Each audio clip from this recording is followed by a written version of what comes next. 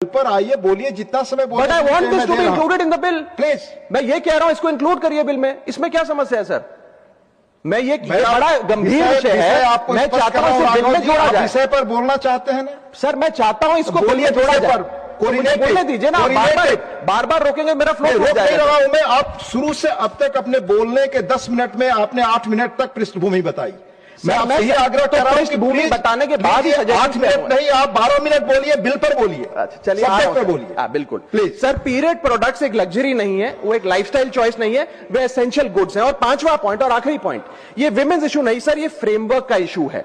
जैसे 25% स्कूलों में बेसिक सैनिटेशन सर्विस नहीं है, 46% स्कूल्स में हाइजीन सर्विस जैसे कि सोप और रनिंग वाटर नहीं है, और लगभग 40% स्कूल्स में covered beans for disposable sanitary napkin नहीं है। सर मैं बस एक बात कहना चाहता हूं कि Spain, Japan, south Korea, Indonesia जैसे बड़े देशों में पेड लीव्स मिलती हैं 1 to 3 डेज पर मंथ उन महिलाओं को जो अपनी मेंस्ट्रुअल साइकिल से गुजर रही होती है। लेकिन भारत में पेड लीव छोड़िए, इस विषय पे चर्चा करने से भी हम लोग घबराते हैं, भागते हैं। इसलिए मैं 6 स्पष्ट सुझाव इस बिल में इंक्लूड करने के लिए इस सदन में रखना चाहता हूं। मेरा पहला सुझाव है कि हर स्कूल और कॉलेज, वर्कप्लेस और पब्लिक इंस्टीट्यूशन में फ्री सैनिटरी पैड्स और फंक्शनल टॉयलेट्स बनाए जाएं।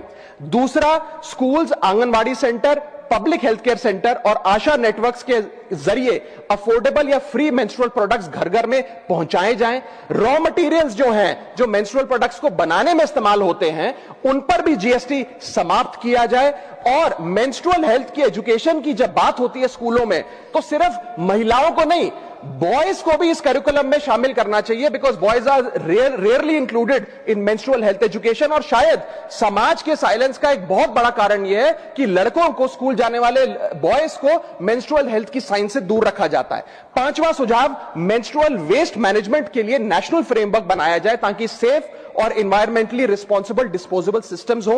और छठा और आखिरी सुझाव, डिस्ट्रिक्ट लेवल एनुअल मॉनिटरिंग हो मेंस्ट्रुअल इंफ्रास्ट्रक्चर की, और इसकी पब्लिक रिपोर्टिंग का मैकेनिज्म बने। सर, जब एक लड़की स्कूल इसलिए नहीं जाती है कि स्कूल में पानी नहीं है, पैड नहीं है या प्राइवेसी नहीं है, तो यह उस लड़की की पर्सनल प्रॉब्लम नहीं है सर, यह सोसाइटी का फेलियर है, पॉलिसी का फेलियर है। और अगर एक लड़की डॉक्टर के पास इसलिए नहीं जाती है क्योंकि सोशल स्टिग्मा है, तो यह एक ट्रेडिशन नहीं है सर, यह निग्लेक्ट। और अंत में मैं यह कह के अपनी बात खत्म करूंगा कि मेंस्ट्रुअल हाइजीन कोई फेवर नहीं है, कोई चैरिटी नहीं है, कोई साइड इशू नहीं है। यह हेल्थ का इशू है, यह एजुकेशन का इशू है, यह डिग्निटी का इशू है, यह इक्वालिटी का इशू है। Women do not need our sympathy, sir. Women need equality.